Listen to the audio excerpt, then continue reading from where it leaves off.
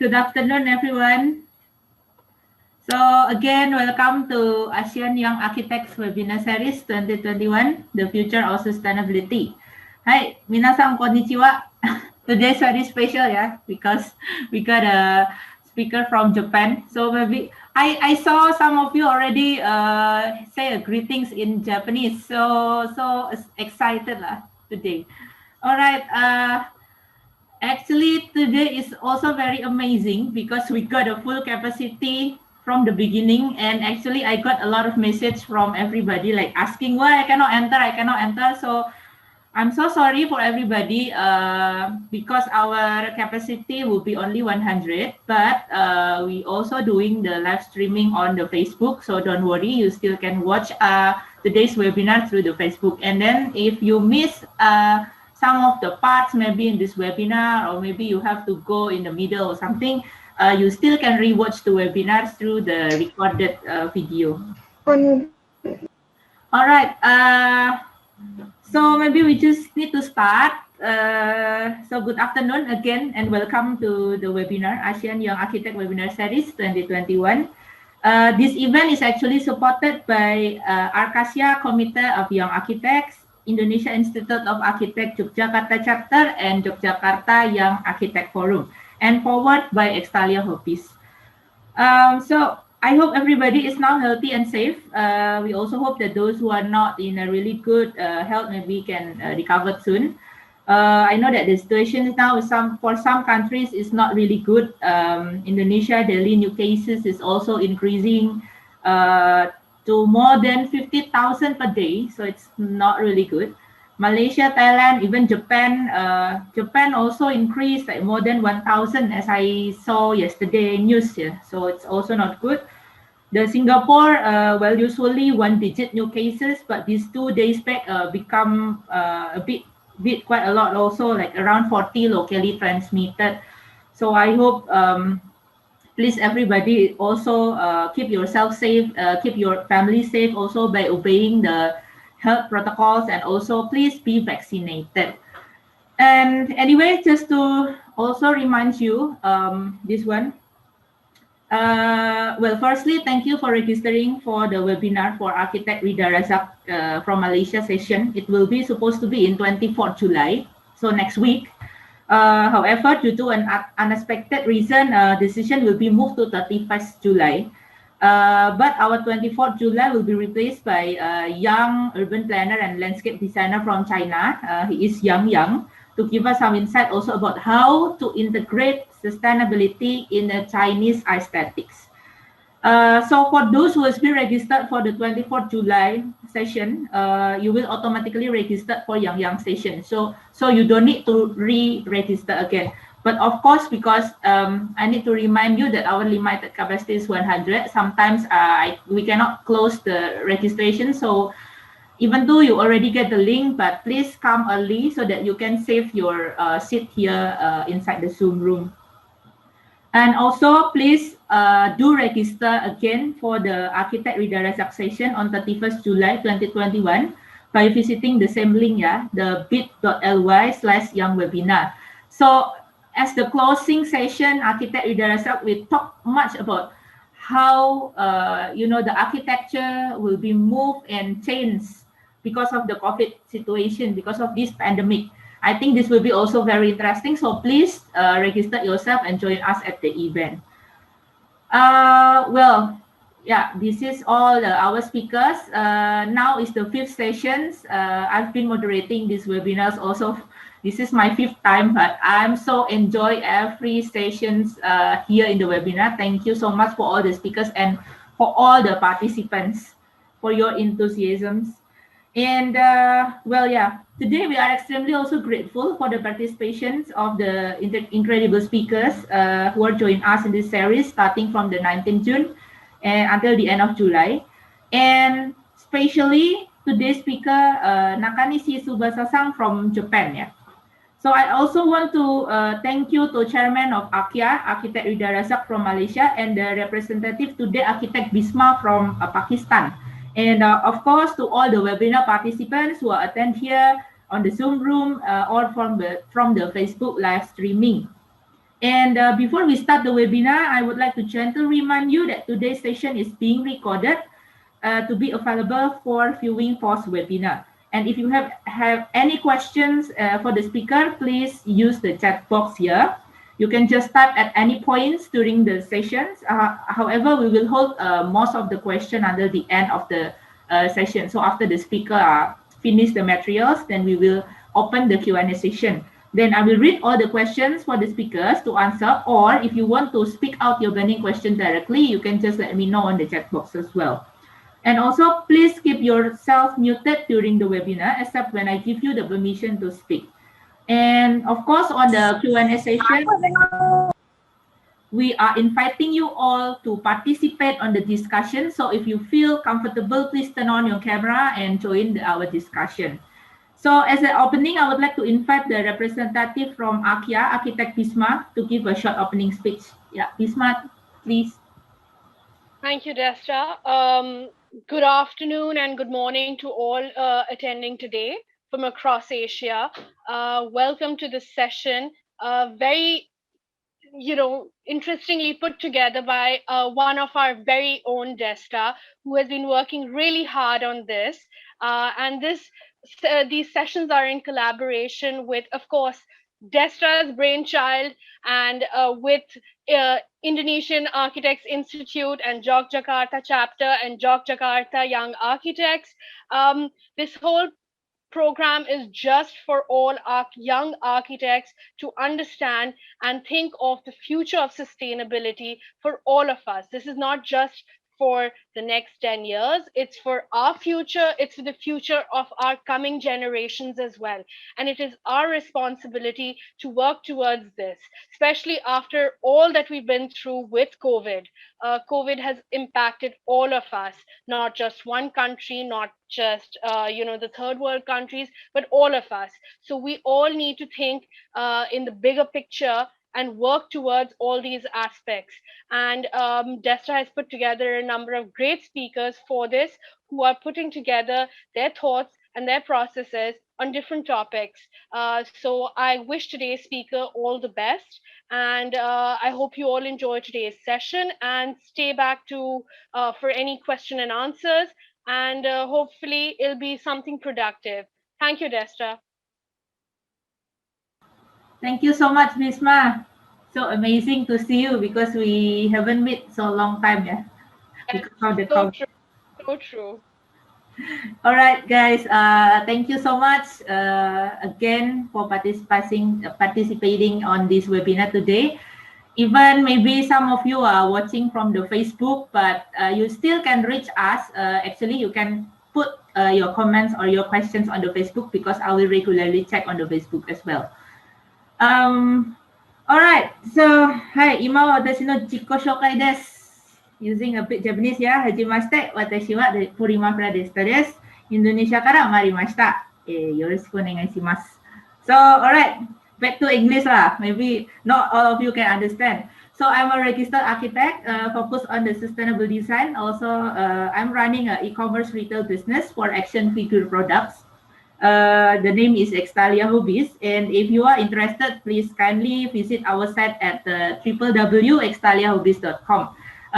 For you are Indonesia, it's very easy to reach us. But if you are staying in Singapore or Malaysia, you can also reach us from the Shopee, because we also our products also available on Shopee under the name of Extalia. All right. This event is actually initiated and focused on the sustainable design. Also initiated by the young architects who's put more concern about our environment, especially for our future generation, like Bisma said. So some of us may not yet realize that our home is now gradually being worse. So some countries actually experience the heat wave, especially today, like in Japan, in China, maybe, very, very hot temperatures, and also extreme weather, the droughts, the floods, and other natural disasters, which are actually caused by the climate change.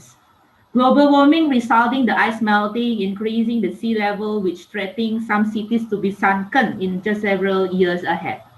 Poverty, food scarcity, pandemic are just some of the results of what humans did in past. it is a really big crisis on our generation. In 2050, like around 50% people will live in the urban area. As you can see there, even now, urban area is like full of pencil towers.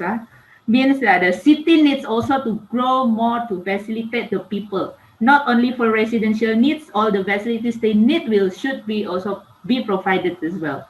So the city are getting more dense and hotter and hotter. So this one resulting more irreversible damage for the earth.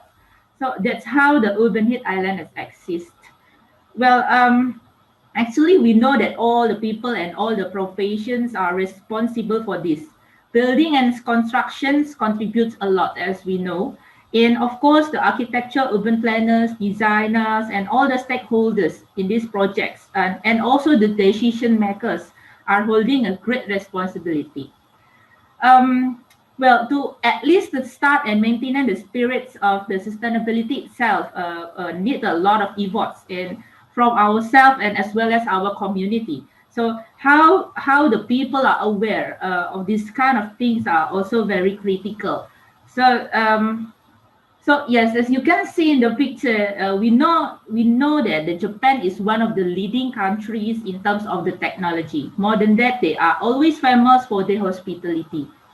Unlike the several sessions before, which mostly coming from countries which has 2 seasons, Japan has 4 seasons. And in terms of the architecture movements, I think Japan has many things since a long time ago, and those even had a great impact on the architecture world. However, do their hospitality thing in their architecture movement are actually related in supporting the sustainability. What does the Japanese people do today, or even the government, to support the sustainability? And as we can see, like, is there any movement from the community itself, not only from the government?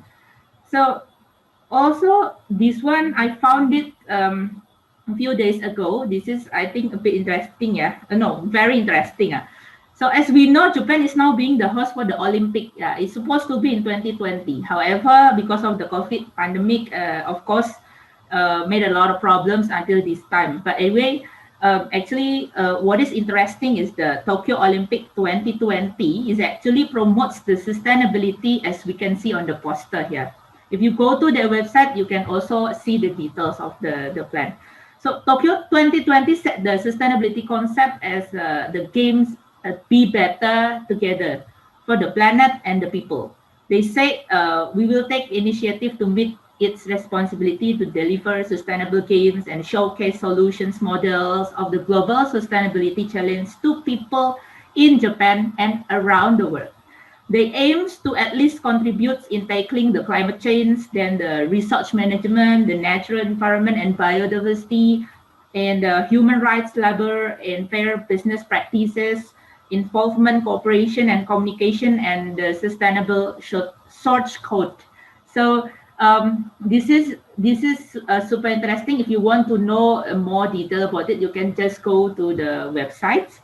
And well, yes, we might heard more about Japan from our speaker today. And as usual, before we start, our big question will be, as a young professional, what can we do in terms of the sustainability? All right. Okay, so our speaker today will bring us to Japan and see and also find out that there is something different which might not other countries and nations do, special from Japan. So I will introduce a bit about our speaker today. So Nakanishi Tsubasaさんは日本出身です。彼は日本では建築を学び、シンガポールでは都市デザインを学びました。彼はインターンシップや研究活動など多くの経験をしています。建築だけでなく、都市開発、まちづくり、コンストラクション管理について知識を持っています。Hope you can understand. Just a bit things lah. Tsubasa Nakanishi is from Japan. He studied architecture in Japan and then urban design in Singapore. He has experience in internship and research activities quite a lot. So his knowledge is not only about architecture, but also urban design, urban planning, and construction management. So, all right. こんにちは、中西さん。ここにいてくれてありがとうございます。Hello, Desta. Thank you for the introduction Hello. by using Japanese. Japanese was Hope you can amazing. understand. Yep, it was so nice. Thank you. All right. I will stop sharing and then I will pass this time to you. Thank you. Looking forward.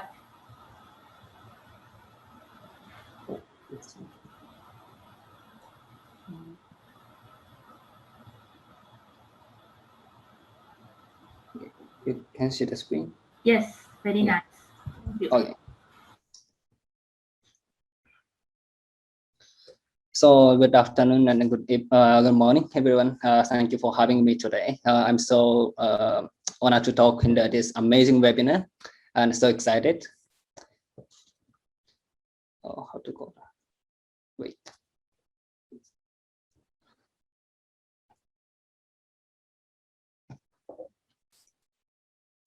Yep. So this is the contents what I want to talk today. First, please let me introduce myself a little bit, and then I would like to illustrate general meaning of the sustainability and what is the sustainable architectures. And then after that, I would like to focus on the Japanese architectures and architect to get some tips to achieve sustainable architectures. So as you know, this webinar, so I would like to mainly focus on the sustainability. Oh, wait. Okay. So let's move on to the who I am. My name is Tsubasa Nakanishi from Japan. So I was born in the Aichi prefecture in Japan, and I lived in the Osaka when I was a student. Personally, I had a part-time job at Starbucks coffee for 5 years. So that's why I'm a little bit coffee addicted. I also like traveling abroad very much, especially in the South Asian countries. So please give me more time to explain a bit about me. This is my brief. This is my brief of the education and experience. I belong to the university called the Kansei Gakuin University. The graduate school is also a same university. The university I belong to was the very interesting faculty, which is the School of Policy Study. You may think, oh, I haven't studied architecture, but I belong to the architecture course while studying the policy. So there was a media course, international cooperation course at the same time in the same faculty. In other words, it was kind of university where you could do the multidisciplinary study. After that, I belong to the Master of Arts, Urban Design at the National University of Singapore until this month. So I have some experience in the activities, including the internship at several architecture firms, construction companies, and international cooperation agency. In Bangkok, Thailand, I also conduct surveys such as the kind of the questionnaire survey in the most biggest slum in Thailand. This is about me. So aside from me, let's move to today's main topic. So before we dive into the detail, let's talk briefly about the sustainability. I think that Desta already explained briefly at the beginning of the webinar. So, but I will explain it again. So have you ever seen this colorful diagram? Of course, this is the Sustainable Development Goal, which is the SDGs. Recent years, I feel like I have some more opportunity to hear and watch it on TV and newspapers. One more thing, do you know what it is? Some people don't know what it is. This is the Millennium Development Goal. Which is the MDGs. Simply, the SDGs are the successor goal to the MDGs, which means that after the MDGs, the SDGs are made. First of all, I want to explain what is the MDGs. MDGs are the goal. MDGs set the 8th goal in the year 2000, including the poverty eradication and education to serve as the guide for the global cooperation. So the MDGs are the goal to be achieved by the 2015 And the SDGs are the goal to be achieved from the 2015 to 2030. The MDGs have set goal for the better world and have achieved some success by 2015. On the other hand, there are some goals that have not been achieved. So therefore, the SDGs are required to continue to work on goals that have not been achieved and to deepen the goals that have been achieved so far. So one of the structural challenge of the MDGs was the emphasis of the development in the developing countries. So the goal of the MDGs were mostly focused on the developing countries. So and the environment was only touched on the goal 7 on the MDGs. So based on the issue of in the MDGs, the SDGs have set goals that integrates the 3 aspects of the environment, economy, and society. They are saying, in particular, we must not make them available to future generation by consuming the large amount of the resources to develop the country, to develop our economy. And also, we also must have a strong feeling that we should not make us uninhabitable for future generations through activities that do not care about the environment. This is about the SDGs. And also, there is strong ways of thinking, which is like the no one left behind. It was the set with the aim of creating the society in which all people can obtain peace and affluence by eliminating all poverty while protecting our planet. These things are the basic information about SDGs. So let's get back to the main topic, today's presentation. So the first of all, I want to talk about what does sustainability mean in the first place. The sustainable is defined as the system or process that can continue without losing the functionality in the future. More specifically, it is often used to describe how human activities in the global environment do not adversely affect the natural environment and resources and can maintain the activities. This is the sustainable definition of the sustainable. So regarding this sustainability, it is called the sustainable architecture in our field, like the architecture field. So the next is what is the sustainable architectures? Sustainability in the sustainable architecture is the long-term operation by using durable buildings that consider nature, region, ecosystem at all stages of the stages from the design to the construction and actual use as a building. Therefore, the building process in the sustainable construction includes the installation of the energy-saving equipment, recycling wastewater materials, and the reduction of the GHG emissions. So in addition to the environment aspect, aiming to the built and architectures that is the harmony with the traditional cultures of the region and the surrounding environment, and maintain the quality of the life of people in the future is also important elements of the sustainable architecture. So while considering the sustainability of the architectures, it is also necessary to consider the environment, economy, and the society. So as I mentioned earlier in the SDGs slide. So to summarize briefly, regarding the environment, the conservation of the natural resources and the protection of the biodiversity should be considered in the environment. In terms of the economy, regarding the construction cost and improving the productivity should be considered. And furthermore, regarding society, improvement of the quality of life, improvement of the water and air should be considered when we design. So next, I would like to talk about the sustainability that can learn from Japanese architectures and architects. So focusing on the Japan, which where I'm from, I would like to talk specifically about the history of the architectures famous architecture and architect, and what we can learn from the kind of architectures. After that, I will also talk about how to utilize this kind of things for the realization of the sustainable architecture. Of course, not everything is correct. So my opinion, something is my opinion and an idea, and then so please forgive me.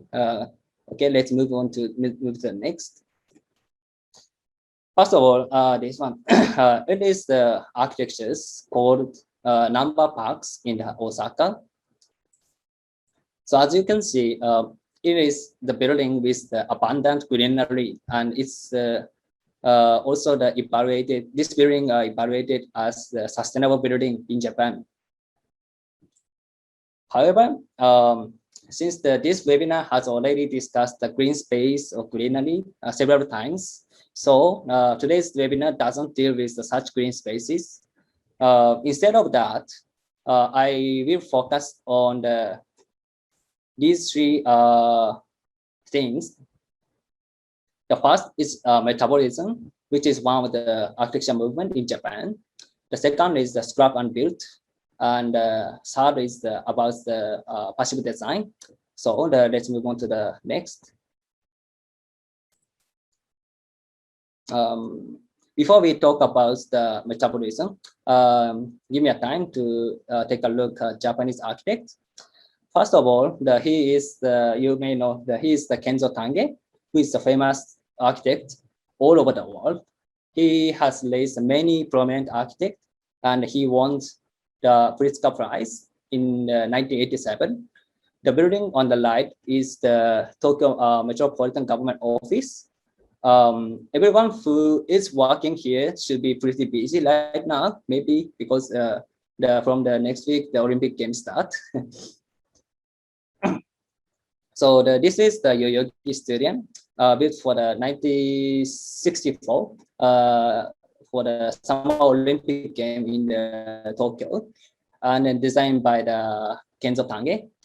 This stadium has become an architectural icon for its distinctive design, and this is the hybridization of the Western modernism and the traditional Japanese architectures. So when it was completed, it was the largest suspended roof span in the world. Today, it is one of the most attractive tourist destinations, while continuing to be international facilities for the sports and the fashion. This is inside of the building of the Yoyogi Stadium. So far, large-scale renovation have been carried out, such as like the painting the entire roof, the renovating the exterior space, and making it more barrier-free, and improving the earthquake improving the earthquake resistance. So in the renovation plan, what is most important for the Tange, Kenzo Tange, is not only to restore it, the shape, but also consider where is the variable of this building. This is the way we're thinking with the Tange. This is also building built in the 1964 by Kenzo Tange, which is the St. Mary's Cathedral, Tokyo, with the sophisticated design that does not seem to have been built more than 50 years ago. It continued to fascinate people without fading. So looking up from the ground floor, it doesn't look like the Christian church. However, when you view from the sky, it resembles a cross. So you can tell that it is a Christian church. This is inside space of the cathedral. There are no pillars inside, and the shady sloping walls creates the magnificent space with a ceiling height of up to 40 meters. And when you look up, the top light shines in the cross. The inner wall is the unfinished concrete. It's so simple, but it creates the unique atmosphere in the building. It's so amazing architectures. Next one is the Kiyonori Kiputake. No architect has laid as many architects as the Kiyonori Kiputake, which means that a typical example is the Toyo Ito. The architectures on the right is the hotel he designed by him in 1994. With its unique appearance, it was very controversial issues at that time. It has been demolished in about 13 years. Sorry. Right. Yeah, we now see the Kiyonori Kiputake. Yeah. Okay. Thanks. Right. Okay. So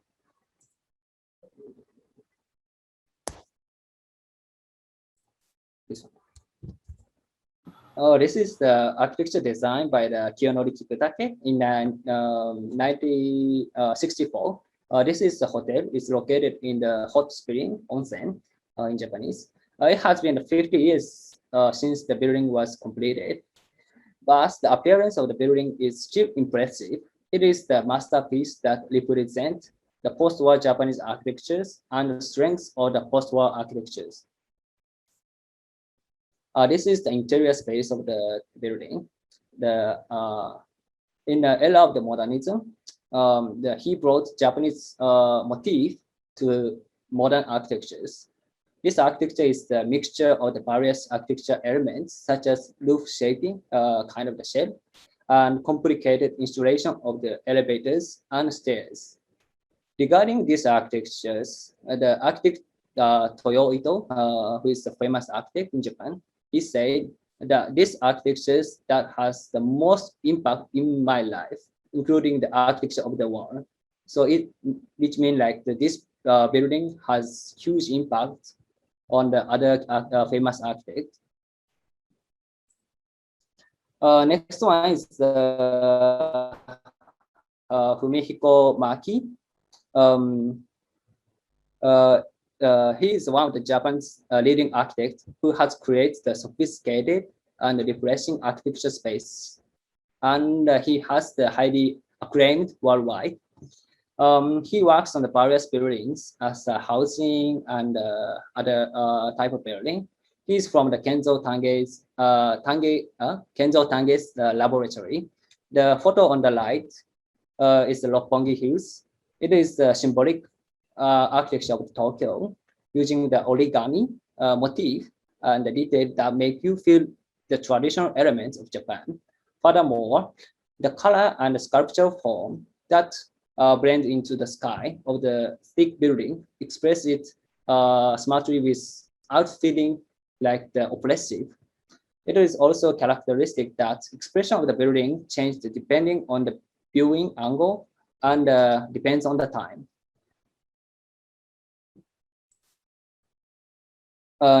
This is the Makuhari Messe, which is the Japan's largest convention center, located in the Chiba prefectures.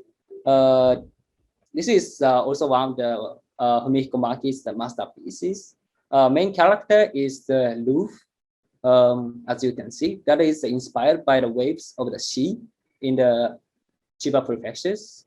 And it is one of the leading international trade fair and MICE facilities in Asia, within the International Exhibition and Conference Hall and Event Hall.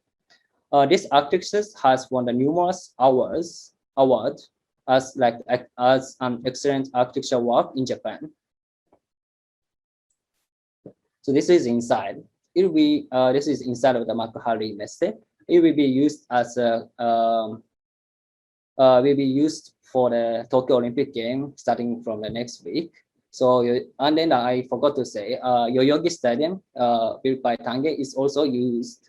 Will be also used. His architecture his architecture features regardless of the size of the architectures are finely designed from the parts that human can directly touch to the landscape as a distant view from outside. In addition, he make good use of today's technology to determine its detail. His ultimate goal is to regain his original relationship with architectures, nature, and human. This is the Maki's idea. Yeah.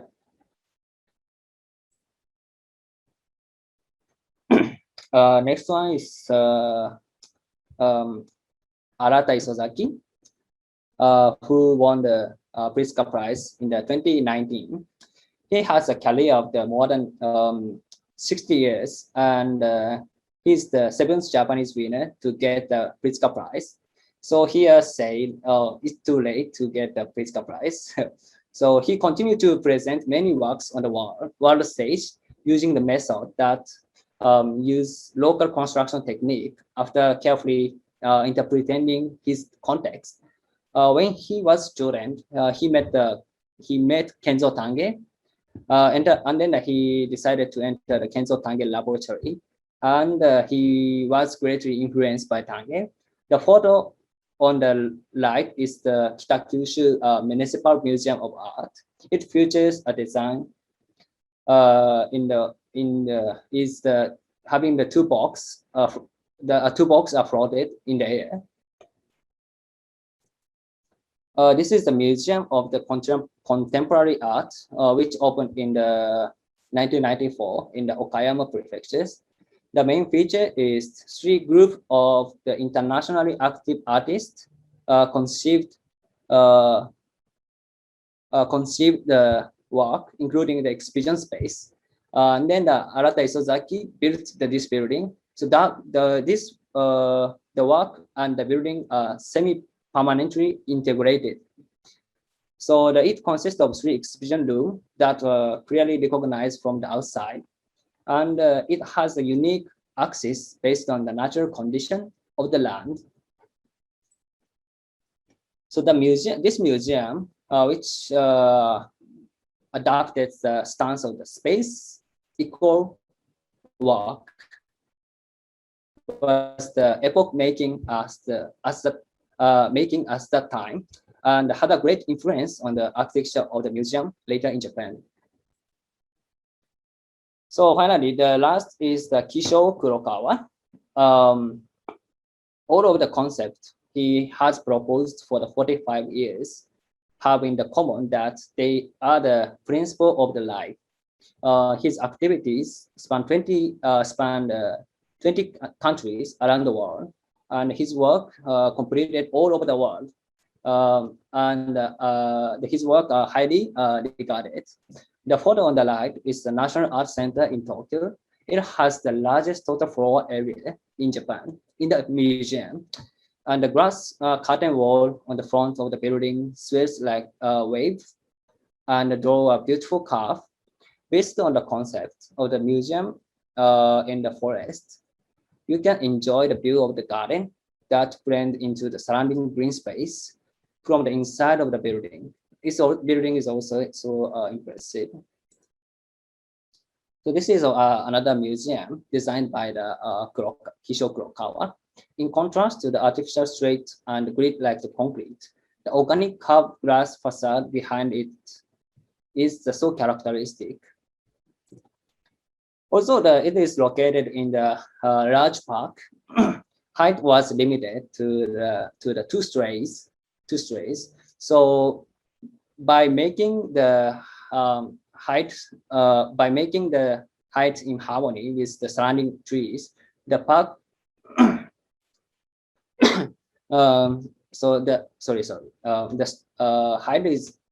the height was limited to the two strays. So by making the height in harmony with the surrounding trees, the park natures and architectures are all existing now.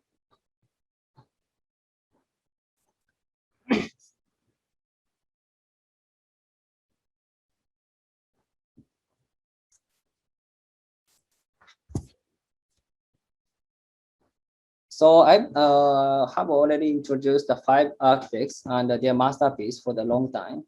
But what do they have in common? It is metabolism. So now let's talk about a little bit about the metabolism right now. So this is the movement was the centered around the 5 architects I mentioned earlier. Metabolism is idea of the metabolizing architectures and making it grow like the trees and the plants. So it's close to the what we want to what we now call the sustainability. And it was the left side photo is the Nakagin capsule tower designed by the Kishore Kurokawa. That beautifully modelates the idea. So the metabolism was seen with the astonishment by avant-garde architects around the world. Specifically, the word metabolism described the process of the maintaining living cell. Young Japanese architects after World War II used this word to describe their belief about how buildings and cities should be designed, emulating creatures. The post-war construction of Japan's cities spawned new ideas about the future of the urban design and public spaces. Metabolist architects and designers believe that the cities and buildings are not static entities, but city and building are the ever-changing organic with the metabolism. So the post-war structures that accommodated population growth were thought to have a limited lifespan and should be designed and built to be replaced. So metabolically designed architectures is built around the spine like the infrastructures with the prefabricated and replaceable cell-like kind of like the part, like the cell-like part to easily attach and remove when the building lifespan is over. These 1960s avant-garde ideas became known as metabolism. This is metabolism.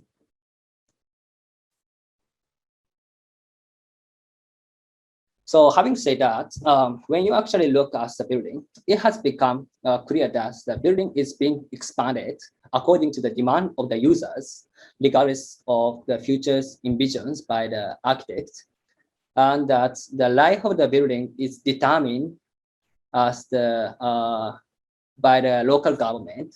So it's not it doesn't follow the architect's the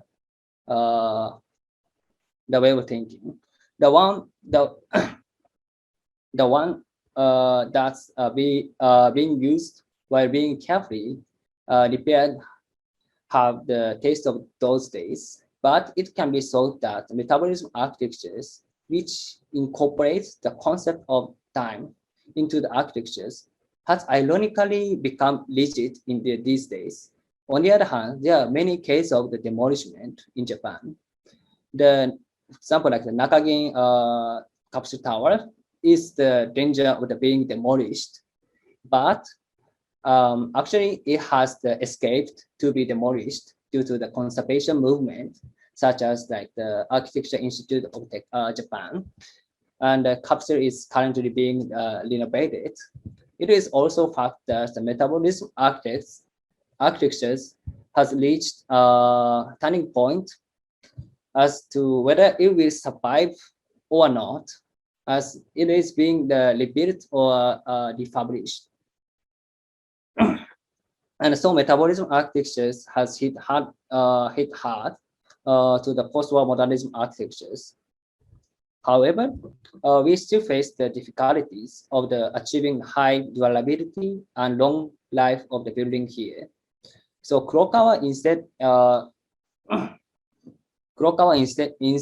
argued that the capsule of the housing unit should be replaced, but the order and the degree of the damage to the building are different. So for example, it was the water supply and drainage pipes that were damaged immediately. That the tubing was inside of the structures. So if we want to replace it, you would have to remove the entire capsule So perhaps it would have been better to take the pipes out of the structures and separate the durable and non-durable part in the architectures. So in the architectures, you can think about replacing it in advance, which can extend the life of the building. So by doing so, the environmental load due to the demolishment can be reduced.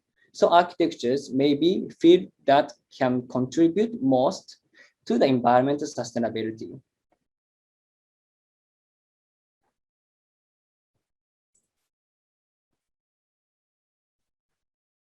Yeah. The next one is the so on the other hand, there is a case for the success in the metabolism. This is museum. This museum was built on the site after the expo in the 1970 in Japan. This museum is actually growing still now, while responding to the time, such as expansion. It is changing its appearance and facade without any discomfort. A similar approach have been applied as the Kuala Lumpur International Airport in the Malaysia.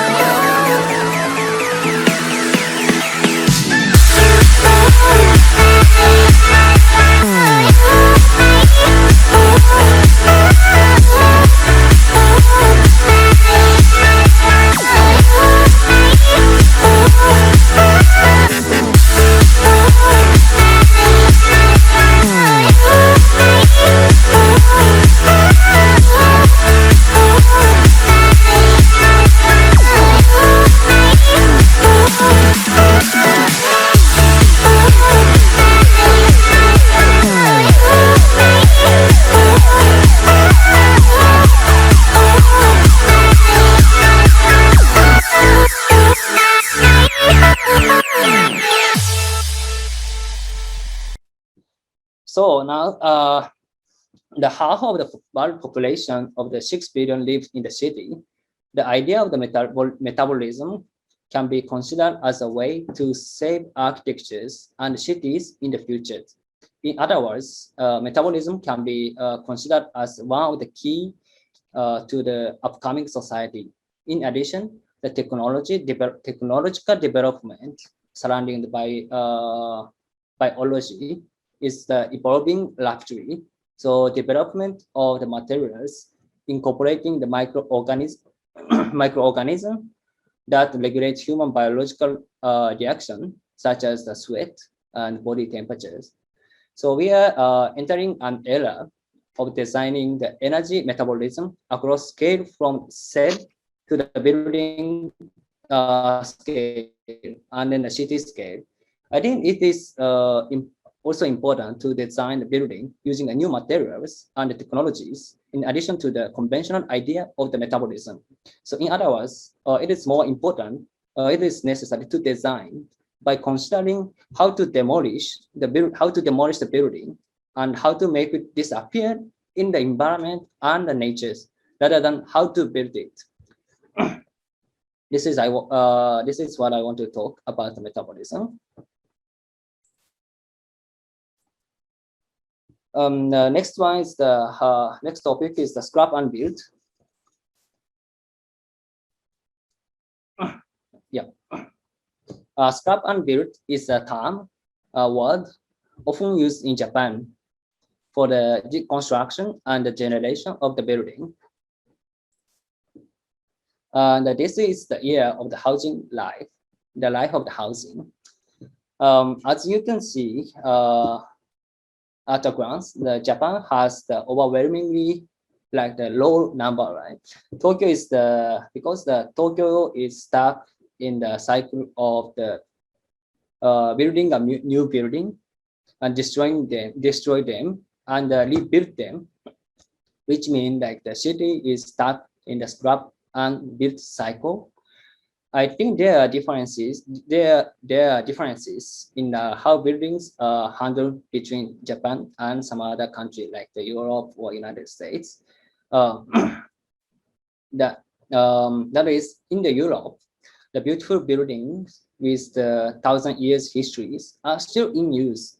In contrast, most Japanese buildings have little history, so they will be demolished as soon as they are no longer needed, and a new building will appear in their place. As a result, the landscape of the Tokyo continue to change at a very fast pace.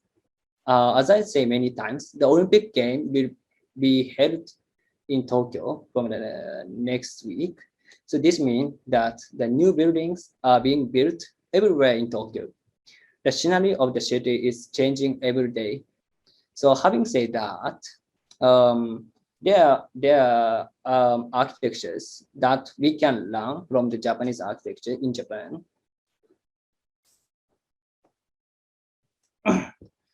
This is the Japanese historical architectures. The top one is the Horyuji Temple, which is the most oldest surviving wood structures building, combining the image of the Japan as it still exists more than 1,300 years ago. And then the below one is the tea ceremony house, built by the famous person named Senno Rikyu in Japan. It still exists, and then it has the 450 years history. So what we can learn from this? Of course, we need to check the detail, but we don't have so much time to talk about the Japanese traditional building so simply.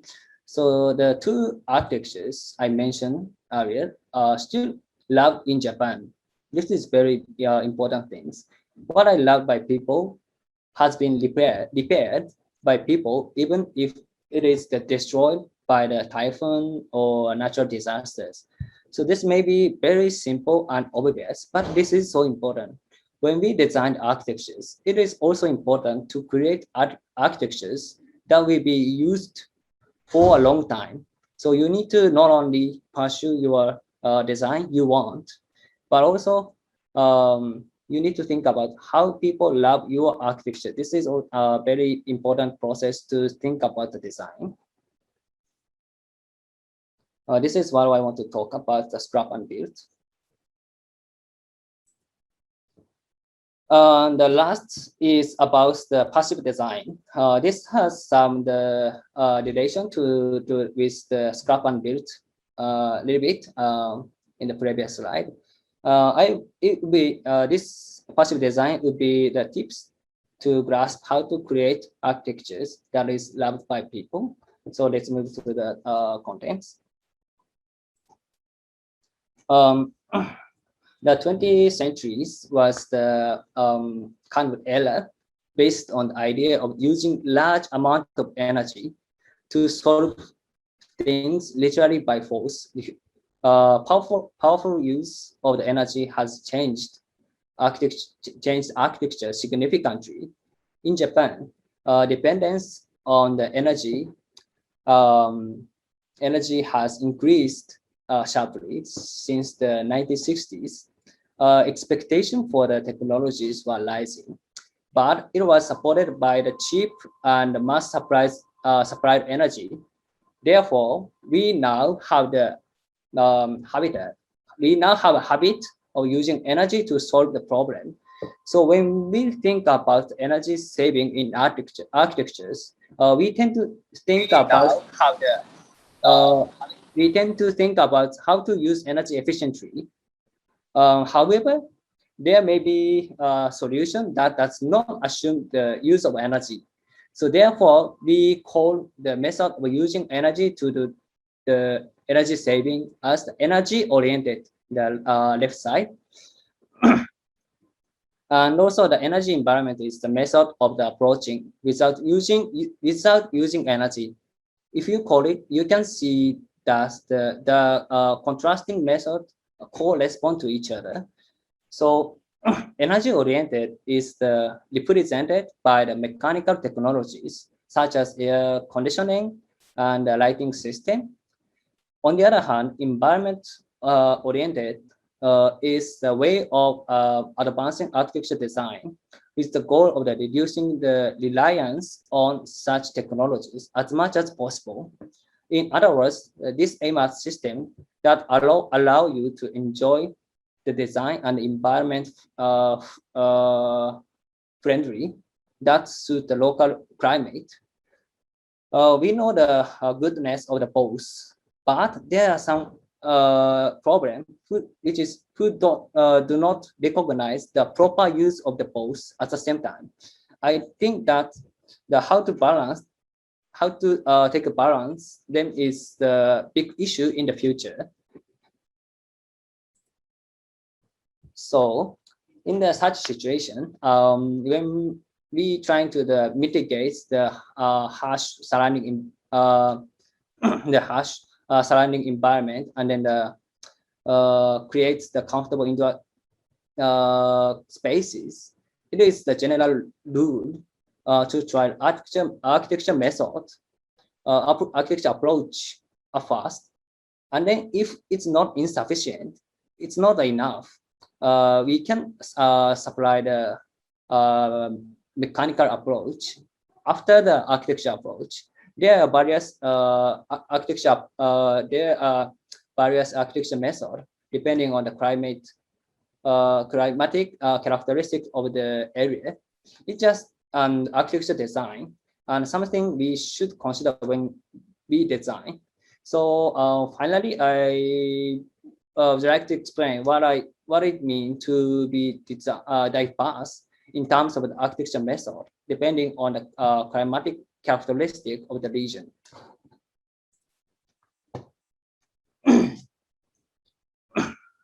So, do you know what this picture shows? The answer is what is called the vernacular architectures. So vernacular architectures can be defined as a type of the local or regional constructions using the traditional materials and the resources from the area where the building is located. So in modern, these days, the steel or concrete, like the glass, are considered to be the high quality construction method, and many vernacular construction methods, such as the sun-dried bricks and then the leaves, are often talked about in the context of the developing countries. So it means like the people have the image, the vernacular architecture is in the developing countries. So there has been much debate and then the controversy over the importance of the sustainability. But ironically, the land unique construction methods are far more sustainable and environmentally conscious than modern architectures.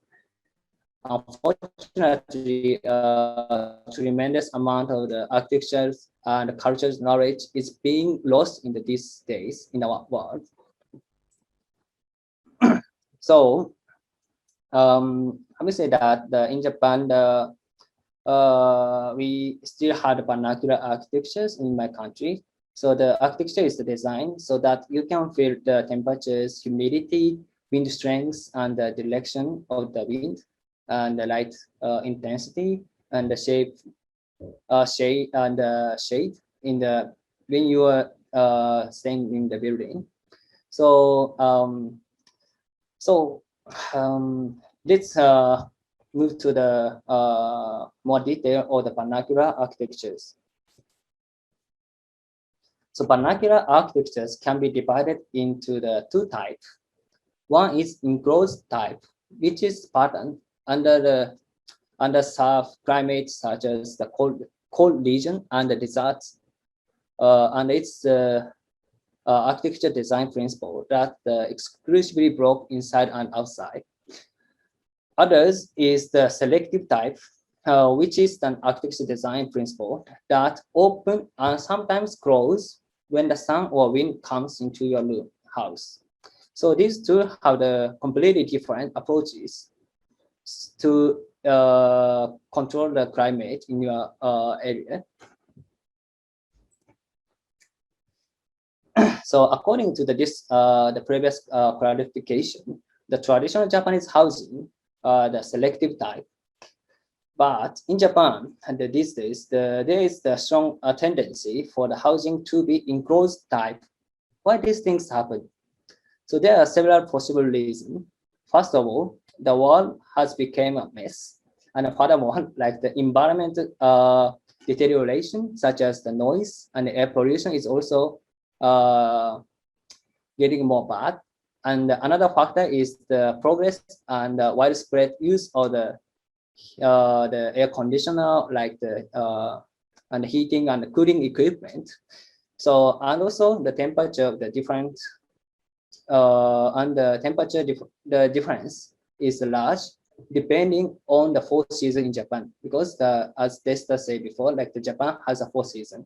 So under such circumstances, it is easier to control the air conditioning efficiently after the completely shutting it off than the rely on the unsustainable, unstable weather.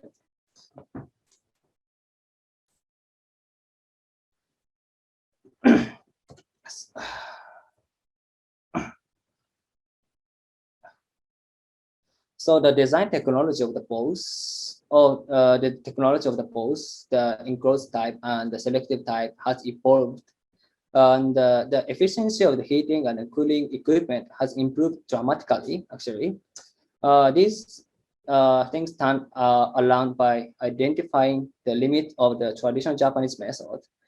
All of them are useful for the energy saving, contributing to the reduce the of the energy usage, and also indispensable for the sustainable society. So what is the biggest challenge when we think about this kind of things? It is how to combine these two things, which is the enclosed and selective type. How to combine is big problem, because these are majorly contradictory elements, as you know.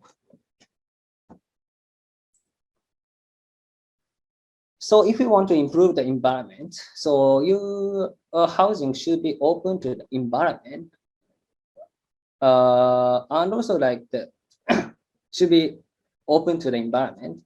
So on the other hand, in the modern, these days, the number of the housing that mainly enjoy the nature is increasing, of course, but there are not many housing that are basically passive and can use efficient air conditioning equipment as a supplement if necessary. In other words, it is necessary to have architectures that can be switched to the clever architecture style that can sometimes be closed and sometimes open in response to the change in the season and the climate change and way of the living.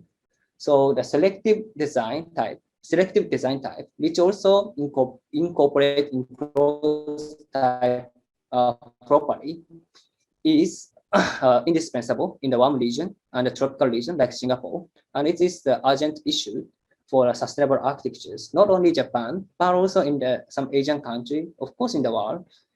In the recent years, in addition to the growing demand for the utilization of the natural energies, computer simulation of the fluid dynamics, called the CFD, computational fluid dynamics, has become great help, maybe.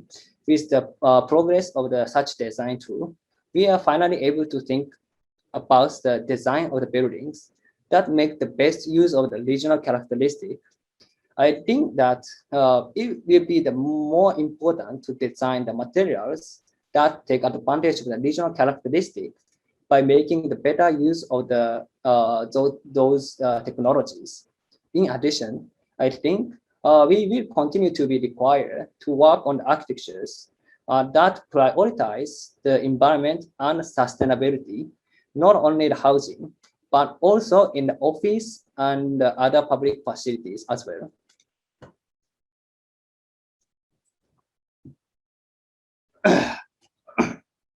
So I talked about the for the long time. So maybe you guys may be getting tired. So I'd like to conclude what I talked today.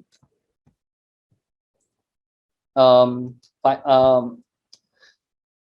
these four things, what I want to tell you today. First one is the metabolism, and then the second one is affection, which is kind of the love, and then the third one is the passive design, and the last one is the vernacular design, vernacular architectures. This is what I want to talk today, and then tell you today. So finally, today's talk was mainly the contents was mainly on the architecture scale and which means like the building scale. But in Japan, there are interesting projects in the urban design, ongoing project to achieve the sustainable cities. So which is this one is this photo is the urban city. This is one of the example. This project will be carried out by the Toyota, a car company. And then it's the human-centered urban development project. It's very interesting. And then so if you have time, so please check it out. And also I introduced the 4 or 5 architects in today's discussion, but there are also many prominent architects in Japan, other than those introduced, other than like the architect I introduced today.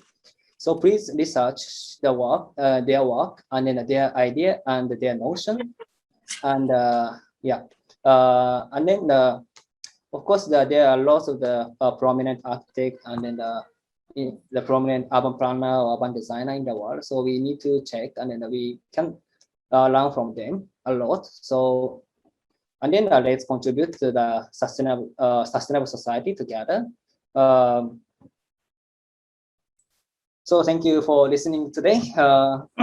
That's all. Wow, thank you. Thank you, Tsubasa. All right, I think it's very interesting, yeah, because you mentioned a lot of a movement in Japan, which is actually maybe not all people know yet, even though they are studying architecture. Like the metabolism, I know about metabolism, but then I'm not knowing the detail of it. And then you say about the scrap and build and the vernacular. And I think it's also very interesting that you mentioned that from the metabolism, we can learn not only think about how to build the building in terms of the sustainability, but also when we demolish the building, right? So I think it's a new idea, because before we always talk about greenery, we put greenery on the building, we reach the green mark and other things. Was most of the even for me, when I design something, I always think just the design, how to introduce the greenery on the wall, or how to put greenery on the building. And then I have never ever thought how to demolish and then how to return to the nature, how to materials return to the nature. So this is the new notion of the design. Yeah. I see, I see. And then you also mentioned about the vernacular thing. I know that Japanese vernacular architecture uh, yang hanya apa namanya mute yourself during the webinar. Okay, all right. So again, about the vernacular, I know that Japanese vernacular architecture are quite famous for the hospitality and then the designs, which is really, combining with the technology and also with the nature. So you also mentioned that, and even there is a special projects that really combining the old strategy and the new technology one. And you mentioned about the computational, which is you think that it will be really needed in these days development, right? And all right, so I think so interesting. We got also 100 participants today on Zoom and quite a lot on the Facebook as well. And some of people actually messaging me because they cannot enter the Zoom room because of the maximum Yeah, but capacity. I'm sorry for So I talked so much, so it takes a lot of time. But thank you for the staying here. Yeah. no, I think it's still very inspiring. All right, so I think now this time we are going to the Q&A session. Okay. I got already a question on Facebook. So actually, this is from Mr. Teddy. Mr. Teddy usually join us on the Zoom, but today because the Zoom are full capacity, so Mr. Teddy are messaging me, and I said sorry because we got a full capacity. But he keep watching the presentation from Facebook, and he sent the question. So let me read for you. So the question for Nakanishi-san, are the famous Japanese architects of the 1970s, namely Yoshinobu Ashihara and Tange Kenzo, their knowledge are still relevant to the era of sustainable development? And can you give some of the sample of the concept of those two very popular architects in Japan? Yeah. The question for the Do you think that their movement or their thinking still relevant these days? Like maybe the metabolism thing, yeah. yeah, of course, the as I said in the slide, the Toyo Ito has belonged to the famous architect who are influenced by the Kenzo Tange, and also like even the of course most of the Japanese architects knows the metabolism, and then we always consider about that when we're doing something in the design, even like the Tadao Ando maybe, because one of my professors in the graduate school I used to work in the Tadao Ando office, and then he always said the metabolism, which means like there is some like the relation from our era to the past era, right? And yeah, and then what should I answer about that? I hope it answer Pak Teddy, yeah. All right. So another questions actually it's about the city itself. So if we see Tokyo, right? Actually, before I continue, actually I want to welcome Mikako-san. Mikako is also from Japan, but she's also a representative of ACYA. So are you there? Hi, Mikako. Jenny, if you like to join. All right, so I'll continue. Okay, so in terms of in the city scale, yeah. All right, Jenny here. Hi, Mikako, you are outside. Mikako is there. Hello. She wants to ask something. Hi. All right. No. Okay. Maybe you can ask us lah. Japanese. No. I was on the way to my supermarket and I was called to join this meeting and this lecture. So sorry. Here now you can see a little bit of this hot Japanese summer. We just ended our rainy season. And then now we enter like as hot as like Indonesia climate. So it was beautiful presentation, and probably you guys understood basic of Japanese architecture from like 17th to like current stage. Yeah. And as he talked about vernacular architecture, while I'm going to a place like Indonesia or Thailand or Vietnam, like you guys have a lot of knowledge about vernacular architecture, and like what he showed was from, I think, the photo from Okinawa. Hi, Denny. And if you're interested in learning about the hot climate Japanese architecture, you could look for some older buildings in Okinawa, for example. Or if you're interested in looking at some architecture in places like Hokkaido, in like place like where it snows, it's very interesting as well. You have to think about a lot of different way of approaching architecture. So amazing. Then in you are the become Japanese architecture. Maybe you have a lot of comments.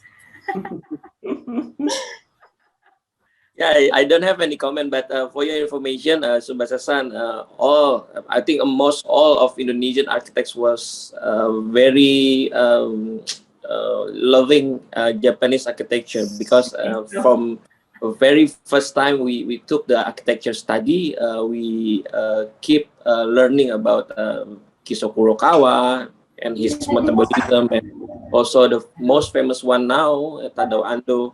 You said about Tadao Ando before. Then what you presented today, and also what Mikako ate about the Japanese architecture, is the things that we love from the we start to study about architecture in our college. So I think this is a beautiful presentation. And the thing that I want to ask is, the sustainability movement is still working until now. I keep on discussing with Mikako about the theme of this nowadays issue about metabolism, about sustainability in Japan, is about woodification. So you talk about the traditional houses, and now Japanese come back to timber to do architecture. So I think that's a new topic, or exciting topic to be discussed. Is it true in your opinion, or you can ask, you can answer about that. I think that's all from me. Thank you, Mikako. Nice to meet you. Thank you. Good to see you. Nice to see everyone here. Okay, so Tsubasa, you have some comments on that? Yeah, actually, you were completely right. And then I feel like the metabolism is the 96 the notion, and then it's getting improved by a lot of architects. And then these days we can see the new technologies, like as I said in the presentation, like the new materials. So of course the metabolism has the pros and cons, and then there are lots of discussion, like metabolism is good or it's not good, or it's successful or unsuccessful. But if we say that kind of things, nothing happens. So we have to think about how to make it more successful in the futures by using the knowledge from the famous architect in the past. And then these days, so that's why I'm thinking that we can use the metabolism, because this would be, I feel like this would be like the kind of sustainable. And then we can put the new technologies, because we can use the technology right now. So, and then if we put the metabolism and the new materials, we can make the more like the metabolism, right? We can return to the material, to the natures. This is so important part, because now recently, if we demolish the building, what happened after the demolishment? I think a lot of materials will be cannot be recycled. But we should have to do that for the sustainability. So yeah, this is my thinking, and then I think that this kind of things is happening in Japan, because now we are finding new materials like the concrete and other materials. Yeah, is it okay? Is it, you think the timber is also part of the actually? Yeah, timber is also, and then because Japan has a lot of wood, so now there are lots of the construction companies trying to introduce the wood for the high-rise building, because Japan, as you know, Japan has a lot of earthquake. It was impossible to build the high-rise building in the wood. We have to use the steel or other materials. But now there are lots of companies trying to find that how to build the high-rise building by using the wood or like the timber or some like the wooden materials. This is a new trend of Japan. I see. So interesting, yeah. All right. Denny, Mikako, any comments? Any other comments? I would like to add a little bit more comment about wood. And one thing is that as I think 40% of our Japanese land is occupied by wood trees. But the thing is that this wood industry, agriculture, it's shortage of manpowers. So they are having difficulty of maintaining this forest. So one thing is that by promoting using wood in construction, also government helping to promote that protect our land, also protect Japan from the disaster. If you don't maintain the forest correctly, the many disaster happen. Actually, we had one in a few weeks ago in area near Tokyo. That's also was not properly maintained. So this kind of issue happen. So nowadays the government promote a lot of using wood, and even the big project like, for example, city hall or prefecture building, or even like he said, the highlights building. We are starting using wood, and sometimes we get grant from the government or the local authorities, which is very good. And people love wood. Everybody loves wood. That's another trend. Right. Denny, is it wood in Indonesia? Yeah, we love to use wood anyway, like my background. Wood. Is it real wood or composite? Composite. Unfortunately, composite, but yeah. And from next week, like now it's because of the COVID numbers are growing here also, unfortunately. So the government decided to have Olympic Games without on any audience, but you can still see the stadium. And he introduced Kengo Kuma's building, and this Olympic stadium is done by Kengo Kuma. And a lot of designers are designed partially. For example, the torch stand is done by Nendo. Probably you know some of the architecture from there. So while you are at home, getting bored, just turn on the TV and look at the Olympic ceremony, and you can see the building itself. And that is also use some of the wood from all over Japan. Hopefully they talk about a little bit architecture as well. And while you are locked down, you can just still enjoy architecture from Japan as well. Amazing. I think next time we can have kind of like virtual tour in Japanese architecture. Yeah, online, like I can walk like this. Also the famous and interesting, attractive architecture in Japan. So I wanted to introduce more and more, but the time was limited, so I couldn't, show everything. But still now we have lots of the famous architects, so we can learn from a lot of things like the Kuma Kengo, as Mikako said. Like, so we have to check the wood building built by the Kengo Kuma. It will be so interesting, and then you could learn a lot of things. Yeah, I see. So interesting. I got also some information actually last week. One of my Japanese friend actually offered me kind of a painting for wall. And the painting is actually very special because he said that it's very good for the environment, and no need to put several layers, just need one layer. And it's very eco-friendly, but it's very expensive. But I don't know what kind of this thing. But I feel that actually even like a lot of people in Japan is really thinking about the sustainability, like not only from architecture aspect, but also other products which is supporting the building. Like a lot of people are trying to find something new which is more eco-friendly and other things. Is it true or not? Because I just sometimes see in the articles, news, or maybe some of my friends are telling me about this. It's just about painting, right? Yeah. One of the sample is the paintings. He told me last week. I don't know what kind of paintings. I don't have any the details yet, but one of the professor in Japan is like now doing research on this, and they already make the products. And I think they will try the first overseas project will be in Hong Kong.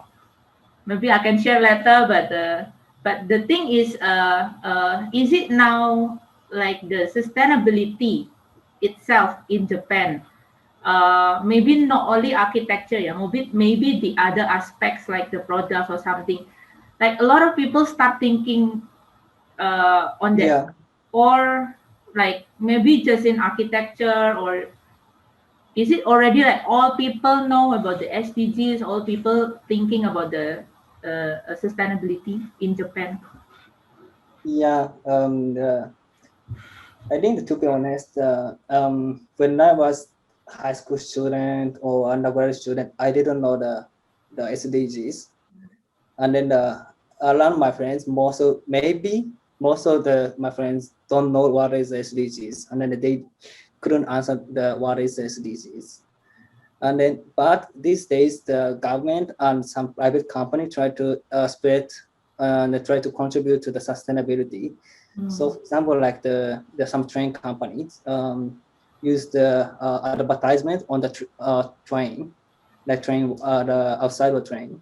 So people can most of people use the train in their daily life. So people can see the advertisement of the sustainability, and also the company always try to make the website to introduce what they are doing for the sustainability.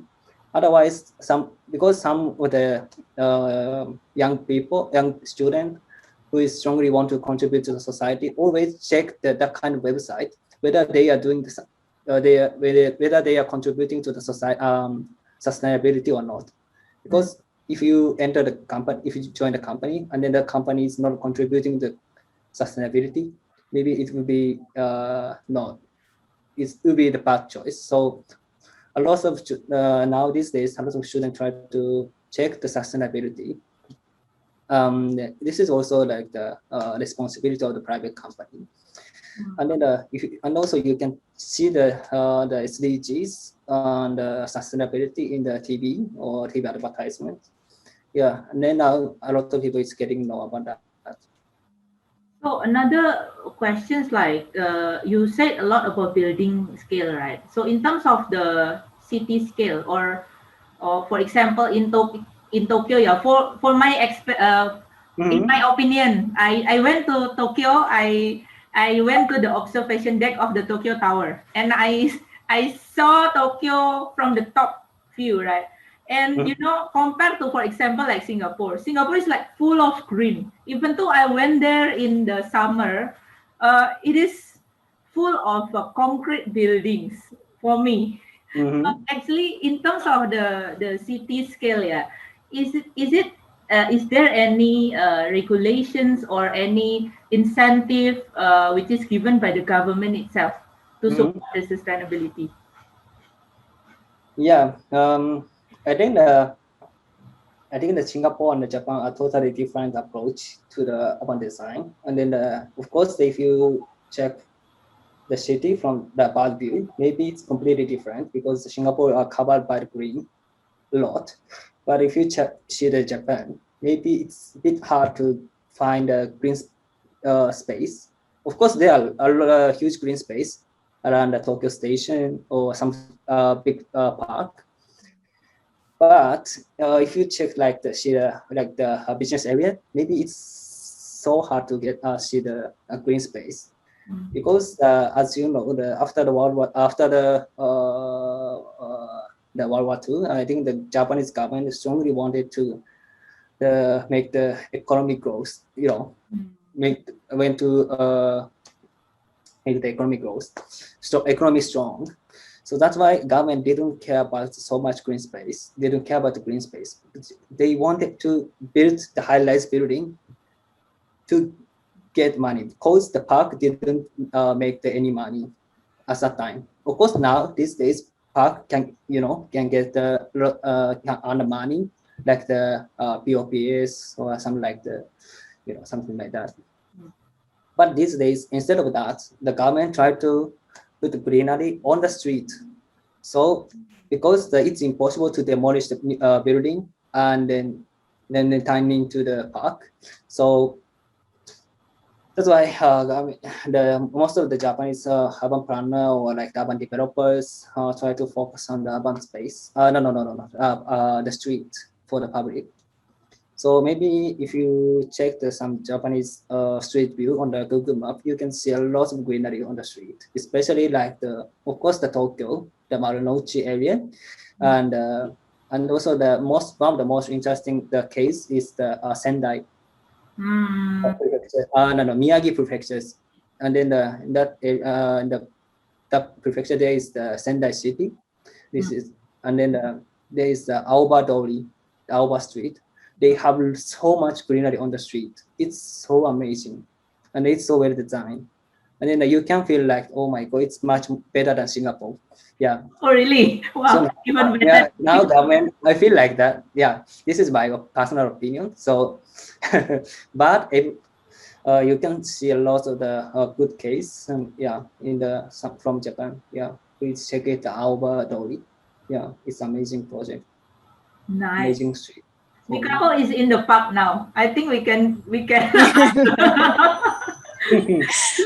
Actually, I mean, like maybe 10 minutes from Shibuya station by car, so it's very close to the quite in the center. You can see a lot of trees around my area. I'm living in the residential neighborhood, but still we have a lot of trees. And by adding a little bit of comment in terms of the requirements from the government or from the local authority, is that now more than 2,000 square meter building, if you want to build it, when you get the building permit, you will have to apply for the sustainability regulation as well. And if you don't meet that requirement, you cannot build a building. That's one way.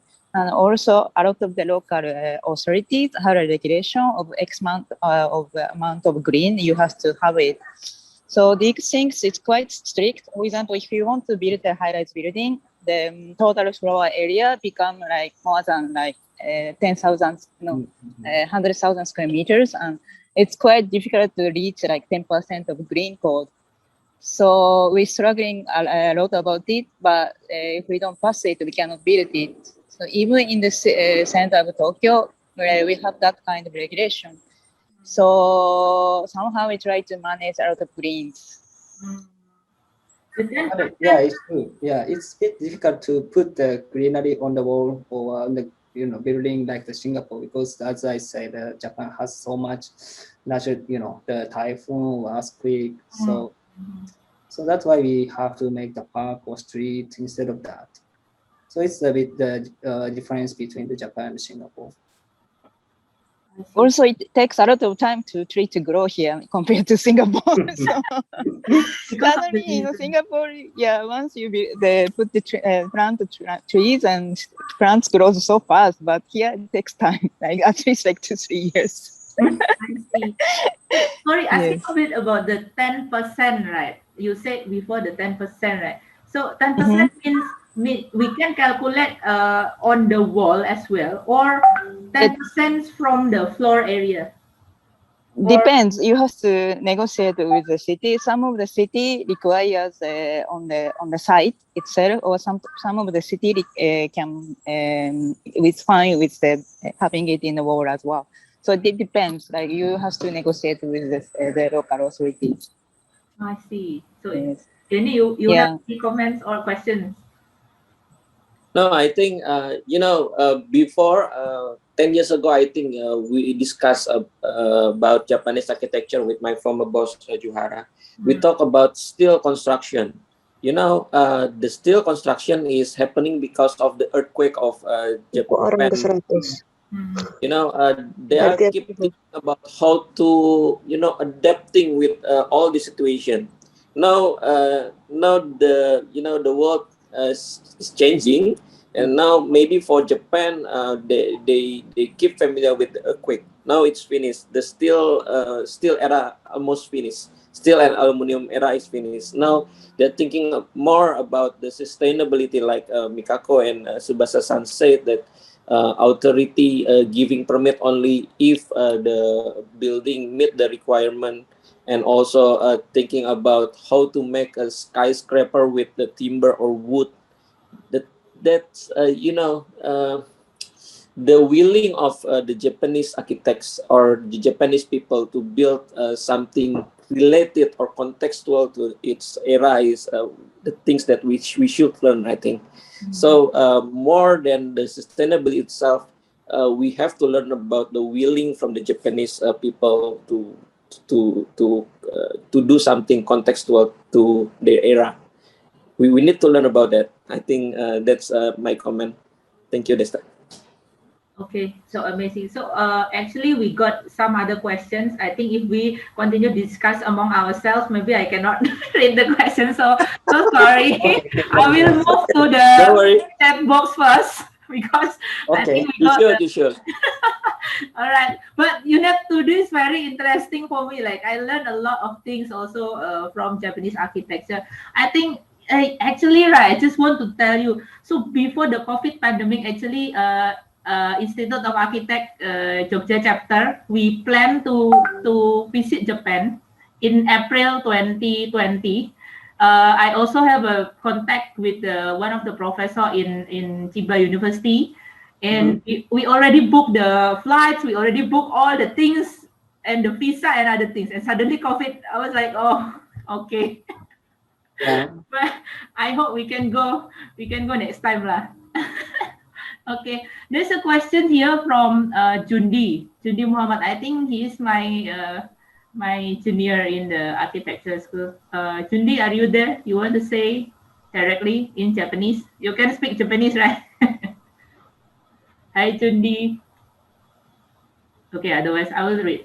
Is there a universal value or benefit of applying sustainable design principles to a structure that government, stakeholders, and population cannot ignore? Maybe like for Japanese architects, yeah.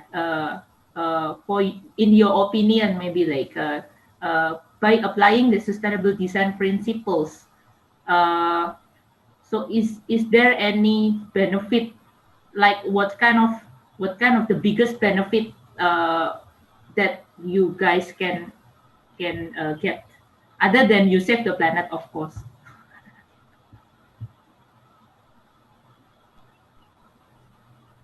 Like is there any for example, yeah, even the Tokyo Olympic, I mentioned before, I found the articles that they also actually promoting the sustainability in the Tokyo Olympic Games.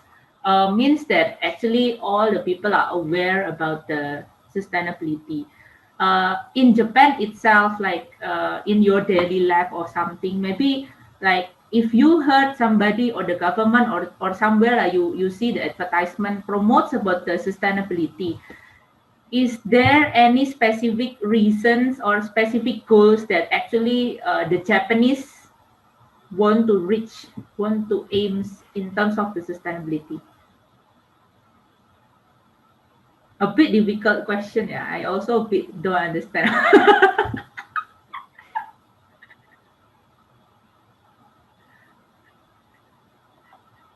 All right, I think. At first, what I want to say is like the benefit of the introducing the sustainability in the building is maybe of course in Japan, same as Singapore, like the Singapore has the green mark, right? Of course, Japan has the original evaluating system, which is the name is the CASB, CSABE. It's a evaluation system in Japan, and then it's developed in the 2001, maybe, if I'm correct. The purpose of the green the evaluation system is to evaluate, of course, to evaluate the environmental performance of the building based on some criteria to and of course it is possible to improve the environment performance without like getting the evaluation CASB. Of course, it's okay if you don't want to get this evaluation, the qualification, certification. But one of the benefit is it will appeal to the investors to to get money from the investors. So which means like the buildings will be much more expensive when, so this is maybe around benefit in the Kaspi, and also of course it can contribute to the sustainable society. But I think the lots of the architects may think how to get the Kaspi, of course, to achieve and then to improve the value of the building. This is one of the benefits. But I don't have any idea what is the goal of the Japanese government in the future. I can't say. I can't answer this question so much. Okay, but it's actually in Japan nowadays, like it's already a lot of not only the government, even like the private companies also try to supporting the sustainability movement, right? Yeah. Like in Singapore, I think, I don't know, Denny, in Indonesia, like for example, people using like a solar PV we discussed before. It's also people are still thinking about it lah. And then from the government itself, there is no any special incentive also, right? Unlike, for example, in Singapore, if you want to build a buildings and then you have a certain area for greenery, for example, and then the government will give you another GFA or something. So kind of like a lot of supports for those stakeholders who want to do the sustainability. And based on the Tsubasa's information, that actually people are now thinking about that, like you can make more money if you have the concept of the stability in the building. So what is it, Danny? You have any thoughts? Yeah, I think that's true, because for until now, I think the regulation from the government of Indonesia is still an idea that they're giving incentive to green building. But the thing is, some company is trying to get office space in a good, sustainable building. They chasing for a building for we have green ship. If Singapore have green mark, we have green ship, and platinum certificate green ship or whatever. They chasing the office space there because they branding their company as they are environmental friendly company, and they pay much more money for renting the space there. I think that's one initial movement that we should support, first of all. But we still have to push our government also to do like what Japanese government do in the sustainability. I think that's the situation in Indonesia. All right, very nice. And then there's another question. It's about the construction management, because you also have experience in Tsubasa. You have experience in the construction management thing, and for the construction management itself. So not only about the sustainability in architecture when we design or something. So when we are doing the construction, for example, is there any specific strategy or something that is done by the construction company in terms of sustainability? You're still muted. Of course, they try to reduce the waste of the materials, because if you don't calculate, and then if you don't think about how to reduce the materials as much as you can, maybe there will be some like the waste of the materials can be generated by the process of the construction. So that's why I think most of companies before the construction, most of companies try to think about it, how to construct efficiently without the loss of the use of the energy or materials. And also other interesting point is the construction company try to improve the working style in the people, because the construction because it's also will be the kind of part of the sustainability, because there are lots of construction companies, most of I don't know still so detailed, but others, but most of company need to work so hard in the construction company. So which means the working style is so hard. But is it sustainable? I think it's not sustainable. So that's why the government, the companies try to change how to work there. Yeah. So this is also another approach of the sustainability. I see. Ako, you have any comments also on this?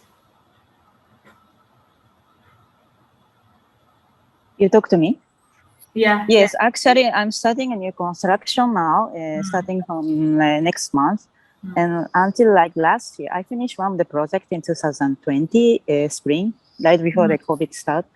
And back then, our construction site was open from Monday to Saturday, sometimes even on Sunday. But this new project starting from next month, the contractor is taking a Saturday and Sunday off. Oh. So the 4 weeks, 1 month is 4 weeks, no? 4 weeks and 8 days off. That's what they say. Usually before it was 4 weeks plus 4 days off, which means only Sunday was off. But from like last year or this year, it changed a lot. And they're taking Saturday and Sunday off, which also keeps the health of the construction workers. I see. Oh, Yeah, that's a significant change. Significant change. All right. All right. Oh, that's interesting. In Indonesia, 24/7. Even now, we are in the lockdown, but we're still working for the construction 100%, right?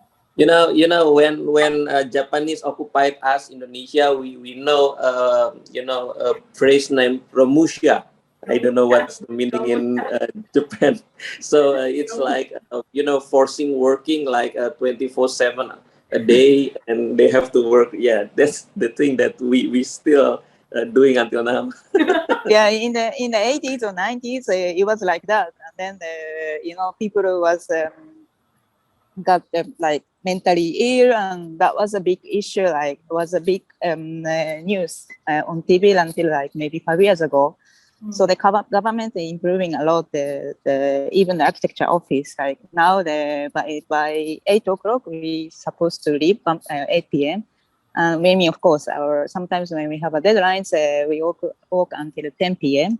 But if you work more than that, you have to take the next day off. And this kind of regulation is happening a lot in even architecture office. So you think the Japanese works a lot? Yes, but not as much as before. That's a good thing. I work with Tsubasa for a research paper now, and then like he always say to me like, "Don't work too much. We have to take rest." What? You are Japanese? Why you tell me that? Of course, we have to be like the sustainable person. So interesting. This is. So I have a question. Like some of the guy comment to like share the PPT. So how do I do that?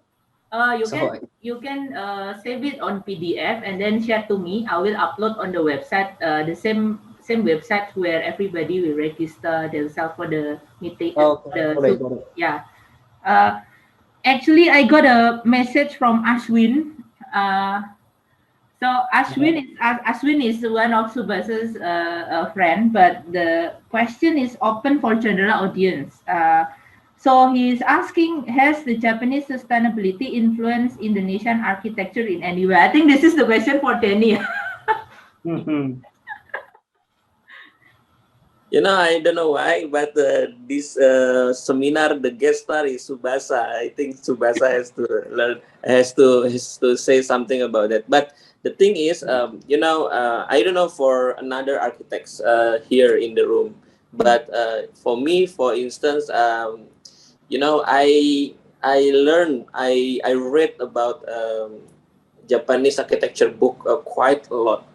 And I learned some, I admire some architect. Mikako come to Indonesia and bring me a Tadao Ando book,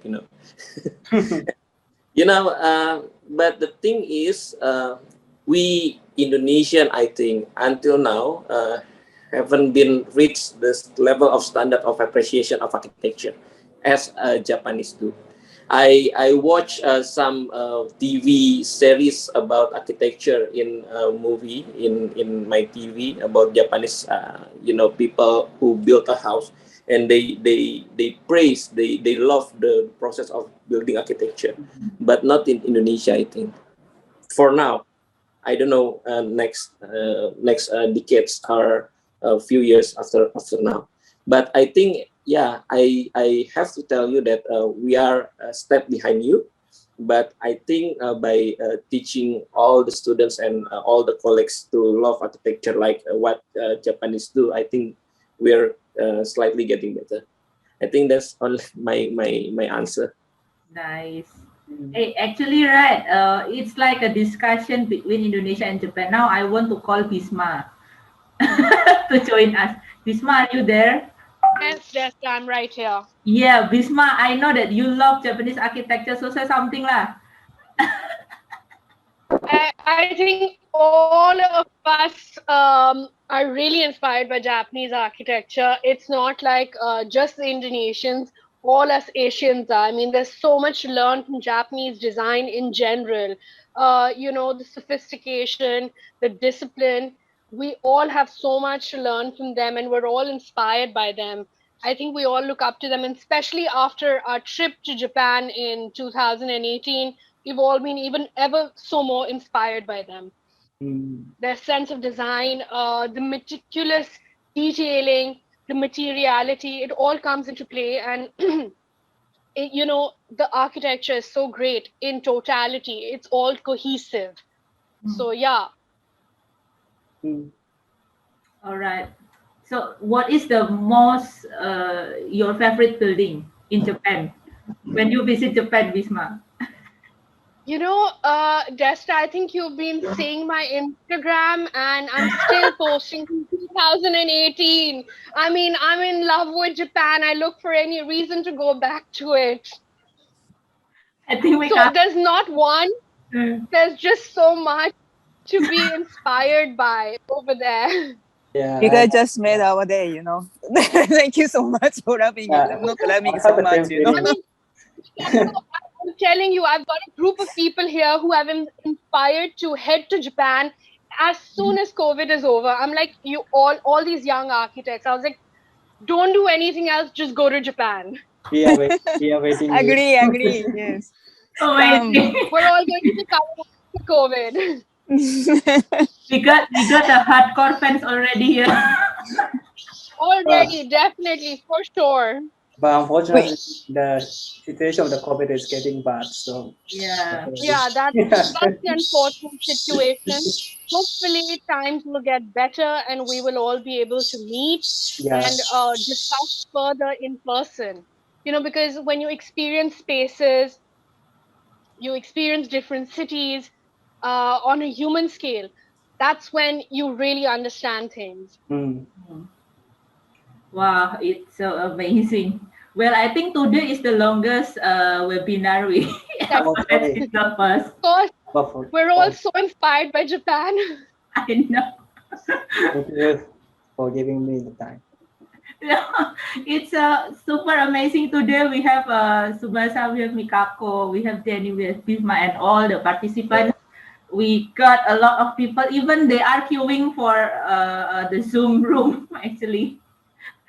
It's so amazing. Yes, they keep on queuing, and I've been noticing that the participants haven't dropped down lower than 98. Yes. They drop down, then it goes back up to 100. It's been crazy. Thank you. And kudos to Desta for putting this together and managing this. Thank you so much. I'm just so happy. I was so desperate because we cannot meet, right? So I think this is a bit to heal our hurts, lah. Yeah. All right. So I think we cannot continue until tomorrow, this webinar. I think I should end today. But before I end the webinar, again, thank you so much. And then I share already the certificate link, the e-certificate on the chat box. I will share again, maybe because it's already at the top. Okay. I shared already. So for everybody who need the e-certificate, please fill in the form. And for the member of Indonesian Institute of Architects, this certificate will have the cum ya, nilai cum. So it's I think it's worth it lah. You also got the knowledge, you get something from our amazing Japanese architects here, and then you got a cum also. So before I end, again, thank you so much, and please turn on your camera. We got in this photo session before we end the webinar. I will take the, okay, I will remove the spotlight first. Yeah, please turn on the camera. Yeah, please turn on your camera. All right, so in the gallery view. Okay, ready guys? All right, from the first page, okay, oh, a lot of people are still trying to open the camera. Okay, I'm still waiting. All right, 90 people, please turn on your camera. Yeah, I wish.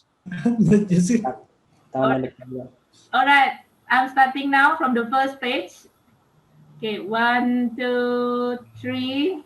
Okay, I will send to the group first. Okay, the second page. 1, 2, 3.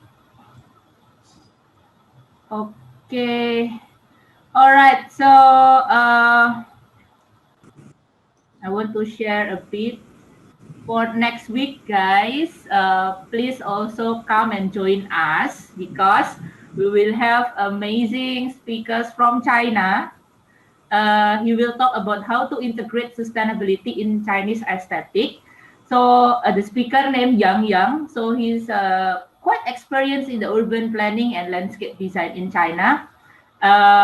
He's also graduated from National University of Singapore from the integrated sustainable design. So please, I think please join us. I think Yang will deliver very amazing materials next week. And because I already moderating this webinar for 5th time, I think next week will be changed to a new moderator, which is, as you can see the pictures, there's a super pretty girl here, Yila, will moderating the webinar for next week.